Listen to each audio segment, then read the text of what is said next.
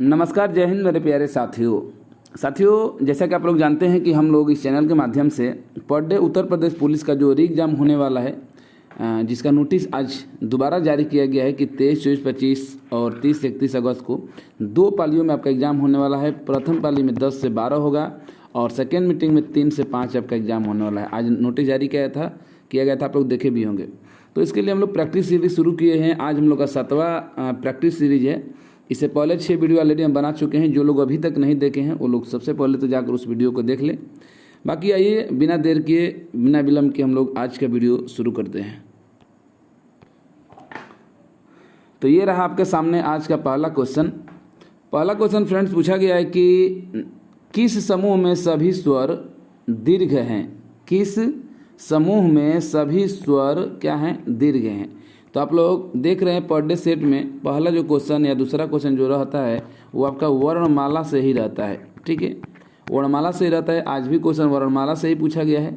तो पूछा गया कि जो 4 विकल्प दिया गया है उसमें से कौन सा विकल्प में जो दिया गया स्वर है वो सभी स्वर दीर्घ होना चाहिए। दीर्घ आप लोग जानते हैं कि मात्रा के आधार पर जो स्वर होते हैं 3 होते हैं। कल ये क्वेश्चन आया था। पहला होता है ह्रस्व स्वर, दूसरा होता है दीर्घ स्वर और तीसरा होता है आपका प्लुत स्वर होता है। तो इसमें जो दीर्घ स्वर होता है वही पूछा गया कि कौन सा है।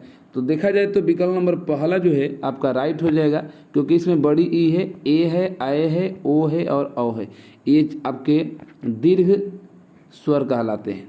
ओके, चलिए आगे क्वेश्चन नंबर 2 देख लेते हैं कि दिए गए वाक्य में उपयुक्त विराम चिन्ह का चयन करना है। कि जो वाक्य दिया गया है, यहाँ पर देखिए वाक्य दिया गया है कि रुको रुको वह क्या कह रही है। इस वाक्य में कौन सा विराम चिन्ह आपका होगा, ये पूछा गया है। तो सबसे पहले तो आपको यहाँ पर जो दिया गया है आपका विराम चिन्ह, वो विराम चिन्हों की संख्या आपको पता होना चाहिए। एक क्वेश्चन पूछा जाता है कि कामता प्रसाद जी के अनुसार विराम चिन्हों की संख्या कितनी होती है। तो आपका आंसर होना चाहिए 20। कितना? 20 होना चाहिए। ओके, चलिए तो इसमें अगर देखा जाए कि इस वाक्य में कौन सा विराम चिन्ह होगा, रुको रुको वह क्या कह रही है, तो इसमें कौन सा आंसर सही होगा। तो डेली प्रतिदिन एक क्वेश्चन पूछा जा रहा है विराम चिन्ह से, और डेली देखा जाए तो अल्प विराम से ही क्वेश्चन पूछा जा रहा है। यानी विकल्प नंबर डी सही हो जाएगा, जो कि अल्प विराम का चिन्ह है। यहाँ पर लगेगा कहाँ पर, तो रुको, देखिए बोला गया है रुको, यहाँ पर थोड़ा सा अल्प समय के लिए रुके होंगे तो अल्प विराम लगेगा। फिर बोला जा रहा है कि रुको, फिर अल्प विराम लगेगा उसको से वह क्या कह रही है। तो यहाँ पर दोनों जगह अल्प विराम लगेगा, इसलिए यहाँ पर विकल्प नंबर डी सही हो जाएगा। क्वेश्चन नंबर 3 है कि निम्नलिखित में कौन सा शब्द व्यक्तिवाचक संज्ञा वाला शब्द नहीं है। आप लोग संज्ञा पढ़े होंगे, तो संज्ञा हम डेली भी बता भी रहे हैं, डेली क्वेश्चन पूछा भी जा रहा है। फिर से रिवीजन कर दे रहे हैं कि संज्ञा का अगर भेद या प्रकार पूछा जाता है तो 5 बताइएगा। लेकिन इसी संज्ञा का अगर भेद या प्रकार इस तरीके से पूछ लिया जाए कि रचना के आधार पर संज्ञा के कितने भेद या प्रकार होते हैं, तो 3 बताइएगा। फिर पूछा जाए कि व्युत्पत्ति के आधार पर कितने होते हैं, तभी 3 बताइएगा। और मुख्य रूप से अगर पूछ लिया जाए कि संज्ञा के कितने भेद होते हैं, तभी आप कितना बताइएगा, 3 ही बताइए। अगर कंडीशन नहीं लगाते हैं तो आप संज्ञा के कितने भेद या प्रकार बताएंगे, 5 बताएंगे। क्योंकि यहाँ क्वेश्चन पूछा गया है कि जो 4 विकल्प दिया गया है उसमें कौन सा विकल्प व्यक्तिवाचक संज्ञा शब्द नहीं है। क्वेश्चन में समझना है नहीं है और है को बहुत बारीकी से समझना है। तो नहीं ये पूछा जा रहा है कि इसमें कौन सा नहीं है। तो मोहन देखा जाए तो एक व्यक्ति का नाम है, तो है। काशी जगह का नाम है, ये भी है। यमुना आपका, ये भी आपका व्यक्तिवाचक में ही हो जाएगा। ठीक है, लेकिन नदी एक जाति का बोध करा, इसलिए तो जातिवाचक संज्ञा हो जाएगा। क्योंकि पूछा गया कौन सा व्यक्तिवाचक संज्ञा नहीं है, तो आपका नदी इसमें सही हो जाएगा। क्वेश्चन नंबर 4 देख लेते हैं। क्वेश्चन नंबर 4 है आपका सर्वनाम से। डेली क्वेश्चन सर्वनाम से भी देखने को मिल रहा है। पूछा गया है कि सर्वनाम के कुल कितने भेद होते हैं। कल हम बताए थे कि सर्वनाम के अगर भेद पूछा जाता है तो आप 6 बताइएगा। अगर सर्वनामों की संख्या पूछ लेता है तो उस कंडीशन में आपको 11 लगाना है। कितना? 11 बताना है। ओके, लेकिन अगर भेद पूछता है तो 6 बताएंगे। क्वेश्चन नंबर 5 है कि मुझे छोटी बच्ची के लिए कुछ नए कपड़े खरीदने हैं। वाक्य में कितने विशेषण शब्द का प्रयोग हुआ है, ये बताया जा रहा है कि यहाँ पर कि मुझे छोटी बच्ची के लिए कुछ नए कपड़े खरीदने हैं। इस वाक्य में कितने विशेषण आपके लगे हैं। तो विशेषण आप जानते हैं कि संज्ञा सर्वनाम की विशेषता बताई जाती है। तो यहाँ पर देखा जाता है आंसर आपका पहला ही विकल्प सही होगा। कौन कौन से होगा उस चीज़ को देख लीजिए। तो इसमें सबसे पहले तो छोटा यहाँ पर दिया गया है, छोटी बच्ची, ये आपकी विशेषता है कि बच्ची कैसी है, तो छोटी है, हो गया।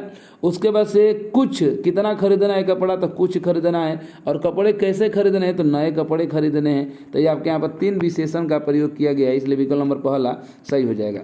क्वेश्चन नंबर 6 है कि क्रिया के पद परिचय में इनमें से क्या क्या होता है। क्वेश्चन पूछा गया है कि क्रिया के पद परिचय में इनमें से क्या क्या होता है। पहला विकल्प है कि क्रिया का प्रकार और वाच्य और पुरुष होता है। दूसरा है कि लिंग होता है, वचन होता है, काल होता है। तीसरा होता है कि वह शब्द जिससे क्रिया का संबंध है। चौथा है कि उपरोक्त सभी होता है। तो बिल्कुल ये राइट आंसर आपका डी ही हो जाएगा कि उपरोक्त सभी होता है। क्रिया के जो पद परिचय होता है उसमें क्या क्या होता है, तो लिंग का, क्रिया का प्रकार होता है, वाच्य होता है, पुरुष भी होता है, लिंग होता है, वचन भी होता है, काल भी होता है, ठीक है, और क्रिया का संबंध भी होता है शब्द से। तो इस तरीके से हो जाएगा आपका विकल्प नंबर डी। क्वेश्चन नंबर 7 देख लेते हैं। क्वेश्चन नंबर 7 है कि रमेश अच्छा गाता है। रमेश अच्छा गाता है, वाक्य में अच्छा शब्द क्या है। रमेश जो है अच्छा गाता है, इस वाक्य में जो पूछा गया है कि अच्छा है वो क्या है, क्रिया विशेषण है या अव्यय है या भाववाचक संज्ञा है। तो आप लोग जानते हैं कि यहाँ पर रमेश जो है अच्छा गाता है। गाता क्या है, क्रिया है, और गाता क्या है, क्रिया है, और अच्छा क्या है, क्रिया की विशेषता कि कैसा गाता है, अच्छा गाता है, यानी कि क्रिया विशेषण है। ओके, चलिए क्वेश्चन नंबर 8 पूछा जा रहा है कि शब्दों के लिंग परिवर्तन की दृष्टि से कौन सा शब्द युग्म असंगत है। यहाँ पर आपका स्त्रीलिंग और पुल्लिंग के बारे में बात किया गया है। तो देखिए इसमें पूछा गया कौन सा असंगत है। तो बूढ़ा का बुढ़िया होता है, आप लोग जानते हैं। कटोरा का कटोरी भी होता है, ये भी आप लोग जानते हैं। हथौड़ा का हथौड़ी भी होता है। मालिक के मालिनी यहाँ पर दे दिया गया है, जबकि यही आपका क्या हो जाएगा, मालिन होना चाहिए, इसीलिए आपका विकल्प नंबर डी ही आपका गलत दे दिया है। कहीं विकल्प नंबर पूछा कौन असंगत है, तो आपका विकल्प नंबर डी मालिका मालिन देना चाहिए, मालिनी नहीं, मालिन, मालिन। अगर ये दिया होता तो सही होता है, लेकिन मालिनी दे दिया है, इसलिए आपका विकल्प नंबर डी आपका सही हो जाएगा। चलिए क्वेश्चन नंबर 9 देख लेते हैं। क्वेश्चन नंबर 9 है कि दिए गए शब्द में वचन पूछा जा रहा है कि दिए गए जो शब्द है, एक शब्द दिया गया, इसमें वचन पूछा रहा है कि कौन सा वचन है। शब्द क्या है, तो चाय। चाय में पूछा जा रहा है कि कौन है, त्रिवचन है कि एक वचन है कि बहुवचन है कि द्विवचन है। पूछा जा रहा है कि कौन सा वचन होगा। तो जो चाय होता है हमेशा दिमाग में बैठा लीजिए, कल के परसों वाले सेट में आया था, चाय हमेशा एक वचन में प्रयोग में लाया जाता है। किसमें, एक वचन में ही प्रयोग में लाया जाता है। क्वेश्चन नंबर 10 है कि निम्नलिखित प्रश्न में 4 विकल्पों में से उस विकल्प का चयन करना है, ठीक है, जो दिए गए वाक्य के काल का सही विकल्प हो। काल का सही विकल्प हो। और आपका वाक्य क्या है कि मैंने आज एक फिल्म देखी थी। पूछा जा रहा है कि कौन सा काल है, मैंने आज एक फिल्म देखी थी। तो भूतकाल तो दिखाई दे रहा है, वर्तमान हटा दीजिए, वर्तमान ये भी हट गया, थी ये तो भूत में ही रहेगा। भूत में क्या आसन है कि पूर्ण है, तो बोला जा रहा है कि मैंने आज एक फिल्म देखी थी, तो यानी कि आप देख चुके हैं, यानी कि पूर्ण हो गया है। तो आपका विकल्प नंबर पहला क्या हो जाएगा, सही हो जाएगा, पूर्ण भूतकाल हो जाएगा। 10 का पहला क्या हो जाएगा, सही हो जाएगा। ओके, चलिए क्वेश्चन नंबर 11 है कि निम्नलिखित में से भाववाच्य वाक्य का चयन कीजिए। तो ये डेली सेट में आ रहा है। जैसे हम बताए थे कि भाववाच्य कहीं पर भी अगर पूछा जाए तो नहीं खोजिएगा। देखिए नहीं वाला विकल्प आपका सही होता है भाववाच्य में। और इस तरीके से देखा जाए तो पूछा जा रहा है कि निम्नलिखित में से भाववाच्य का चयन करना है। जैसे मैं उठ नहीं सकता, हमारे द्वारा रास्ता आसानी से पार किया गया, उसके द्वारा भोजन पकाया गया, मेरे भाई से लड़ा नहीं जा सका। यही आपका क्या हो जाए, विकल्प सही है। भाव उसमें दिखा रहा है कि मेरे भाई से लड़ा नहीं जा सका, इसलिए 11 नंबर का क्या हो जाएगा, डी आपका सही हो जाएगा। अच्छा, अगर इसका एक एग्जाम्पल पहला देख लिया जाए, यहाँ पर अगर इसी का एक एग्जाम्पल दिया होता कि मुझसे चला नहीं जाता है, तो वहाँ पर भी क्या बताते, भाववाच्य ही बताते। ठीक है, चलिए क्वेश्चन नंबर हम लोग 12 देख लेते हैं। क्वेश्चन नंबर 12 है कि लड़के ने कुत्ते को मारा। लड़के ने कुत्ते को मारा वाक्य में कौन सा कारक पूछा गया है। कारक की बात आई तो कारक जान लीजिए। कारक के भेद या प्रकार पूछा जाता है, कितना बताएंगे आप, 8 बताएंगे। कितना, 8 बताएंगे। ओके, चलिए कारक विभक्तियाँ जरूर आप लोग याद कर लीजिएगा, जैसे कि कर्ता ने कर्म को करण से, इस तरीके से आप लोग विभक्तियाँ आप लोग याद कर लीजिएगा, पूछा जाता है विभक्ति। चूंकि यहाँ पर पूछा गया है कि लड़के ने कुत्ते को मारा, वाक्य में कौन सा कारक है, तो यहाँ पर दो कारक दिखाई दे रहे, तो दोनों दिया है। पहला है कि करण, दूसरा पदान, दूसरे में कि संबंध करण, तीसरा में अधिकरण और करण, और चौथा में कर्ता और कर्म। इसे बताना है कौन सा होगा। तो अगर हम देखा जाए तो पहले पहले आपका विभक्ति आया है ने, तो ने किस कौन से कर्ता में कौन सा कारक में होता है, तो बताएंगे कर्ता ने। कर्ता ने, तो कर्ता हो गया पहला आपका। कर्ता कहाँ है, यहीं पर है। और कर्ता ने कर्म को, तो यहाँ पर दूसरा में को आया है तो यहाँ पर भी दूसरा में कर्म है, तो इसलिए विकल्प नंबर डी सही हो जाएगा, कर्ता और कर्म कारक है। ओके, चलिए अगला क्वेश्चन देख लेते हैं। इनमें से कौन सा शब्द एकल का तद्भव रूप है? तद्भव रूप पूछा रहा है कि एकल का कौन सा तद्भव रूप है, तो एकल का तद्भव रूप कौन सा होता है? अकेला हो जाएगा। कौन सा हो जाएगा? अकेला हो जाएगा। ओके, चलिए अगला क्वेश्चन है कि निम्नलिखित में अत्याचार शब्द में कौन सा उपसर्ग है? तो अति धन अचार बराबर क्या होता है? अत्याचार होता है, तो इसमें कौन सा हो जाएगा? अति हो जाएगा। कौन सा? अति हो जाएगा। अगला क्वेश्चन है कि विश्वसनीय शब्द में प्रयुक्त प्रत्यय है, विश्वसनीय शब्द में कौन सा प्रत्यय, ये पूछा गया है कि विश्वसनीय शब्द में कौन सा प्रत्यय है, तो कौन सा इसमें आपका हो जाएगा? तो विश्वसनीय यानी कि अनीय प्रत्यय हो जाएगा। कौन सा? अनीय प्रत्यय हो जाएगा। क्वेश्चन नंबर 16 के निम्नलिखित में से विलोमार्थक, विलोमार्थी शब्द युग्मों में असंगत बताना है जी। कौन सा असंगत है यहाँ पर? ठीक है, यहाँ पर बताना है आपको असंगत। तो अगर देखा जाए यहाँ पर 16 नंबर का, जैसे पहला है कि अंतरंग के बहिरंग सही है, अल्पाई का दीर्घाव्य भी सही है, अनुराग के राग दे दे, अनुराग का विराग होता है इसलिए गलत हो जाएगा, अमर का मरते भी सही है, यानी कि विकल्प नंबर सी ही आपका क्या हो जाएगा? सही हो जाएगा। क्वेश्चन नंबर 16 हो गया। क्वेश्चन नंबर 17 है कि दिए गए शब्द का विलोम शब्द ज्ञात कीजिए। ऊर्ध्वगामी, ऊर्ध्वगामी का क्या हो गया? तो ऊर्ध्वगामी का होता है अधोगामी। क्या होता है? अधोगामी आपका होता है। विमुख का क्या होता है? तो विमुख का सम्मुख होगा। क्या होगा? सम्मुख होगा। ओके, उद्याचल का क्या हो जाएगा? तो इसका हो जाता है पश्चिमाचल होता है या अस्ताचल होता है। क्या? अस्ताचल या पश्चिमांचल होता है। ओके, अधम का उत्तम होता है, अधम का उत्तम होता है। इस तरीके से आप लोग चारों जानते रहिएगा। अगला क्वेश्चन है कि द्रवहु सो दशरथ अजिर बिहारी, आप लोग देखते होंगे, होता है रामायण तो मंगल भवन है मंगल हरि, द्रवहु सो दशरथ अजिर बिहारी में जो रेखांकित शब्द है का अर्थ क्या, यानी कि अजिर का अर्थ क्या होगा, ये पूछा गया है। तो अजिर का जो अर्थ होता है वो होता है आपका आंगन। क्या होता है जी? अजिर का जो अर्थ होता है वो आंगन होता है। ओके, चलिए तो विकल्प नंबर सी सही हो जाएगा। क्वेश्चन नंबर 19 है कि किसान बहुत मेहनत करते हैं, किसान बहुत मेहनत करते हैं, पूछा जा रहा है कि रेखांकित शब्द का अर्थ क्या होगा, तो किसान के नीचे अंडरलाइन किया गया है। तो इसका देखा जाए तो क्या होता है?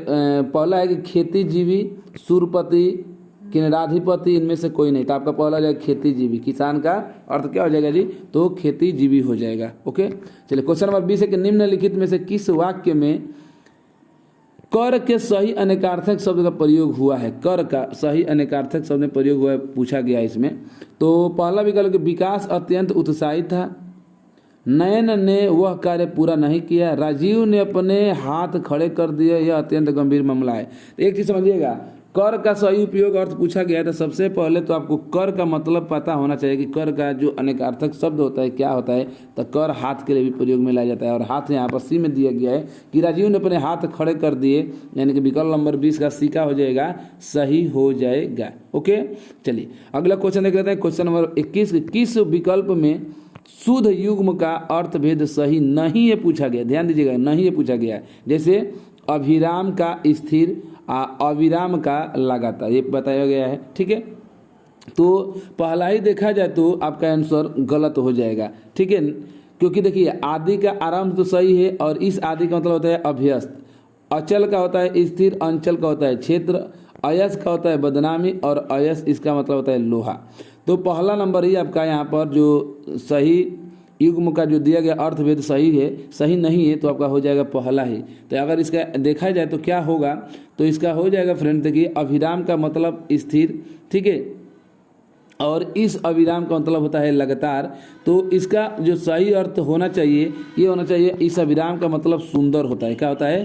सुंदर होता है। इस अविराम का जो मतलब होता है वो आपका होता है लगातार। क्या होता है? लगातार होता है। तो यहाँ पर जो अविराम है यही आपका सुंदर होना चाहिए, स्थिर दे दिया है, इसीलिए पहला विकल्प आपका युग्म नहीं बैठा है, तो पहला विकल्प सही हो जाएगा। क्वेश्चन नंबर 22 देख लेते हैं। क्वेश्चन नंबर 22 है कि जिसकी आने की तिथि न हो उसको तो अतिथि कहा जाता है। अतिथि देखिए पहला ही दिया गया है अतिथि, जिसकी आने की तिथि निश्चित नहीं रहती उसे क्या कहा जाता है? अतिथि। अच्छा, यहाँ पर दिया गया है एक चीज आपका पोषक, तो पोषक क्या हो जाएगा? तो पोषण करता हो, जो पोषण करता उसी को पोषक कहा जाता है। ओके, और जो सत्ता को धारण किया उसे क्या कहेंगे? सत्ताधारी कहेंगे। क्वेश्चन नंबर 23 है कि जहाँ जाया न जा सके, जहाँ पर जाया न जा सके उसके लिए एक वाक्यांश के लिए एक शब्द क्या होगा? जहाँ पर जाया न जा सके उसे अगम्य कहेंगे, अगम्य, जिस जहाँ पर जाया न जा सके। क्वेश्चन नंबर 24 देख लेते हैं। निम्नलिखित में से एक कथन गलत है। जो 4 यहाँ पर दिया गया विकल्प, इसमें से कोई एक गलत है, उसी को आपको बताना है कि कौन सा गलत है।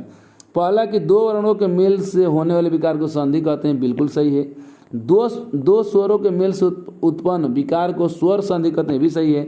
व्यंजन से स्वर अथवा व्यंजन के मेल से उत्पन्न विकार को व्यंजन संधि कहते हैं, ये भी सही है। अगला है कि विकल्प के साथ विसर्ग के मेल से उत्पन्न विकार को विसर्ग संधि कहा जाता है। ये आपका दिया गया है और यही आपका क्या हो जाएगा? गलत हो जाएगा। क्या हो जाएगा? गलत हो जाएगा। विकल्प नंबर डी आपका गलत हो जाएगा।